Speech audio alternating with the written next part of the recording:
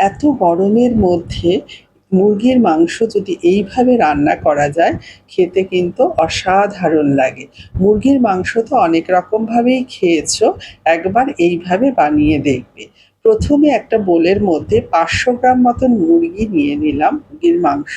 ১.৫ চামচ টক দই, এতে দেব নুন, গোলমরিচ, আদা রসুনের পেস্ট, অরেঞ্জের যে গন্ধরাজ লেবুর জেস্টটা দিতে হবে, আর কিছুটা রস গন্ধরাজ লেবুর দিয়ে মাংসটা বেশ কিছুক্ষণ মেখে আধা ঘন্টা মতো এটা ম্যারিনেট হতে দিতে হবে।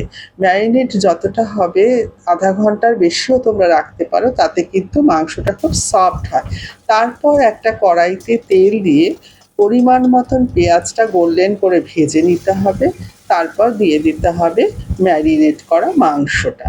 ম্যারিনেট করা মাংসটা দিয়ে দেবার পর একটু নাড়াচাড়া করে ঢাকা দিয়ে রান্না করতে হবে। দইয়ের থেকে যে জলটা বেরোবে তাতেই মাংস ভালোভাবে সিদ্ধ হয়ে যাবে, আর আলাদা করে কোনো জল দেবার প্রয়োজন নেই। মাংসটা হয়ে যাবার পর একটু জেস্ট, গন্ধরাজ লেবু আর কাঁচা লঙ্কা দিয়ে কিন্তু গ্যাসটা বন্ধ করে ঢাকা দিয়ে রাখতে হবে।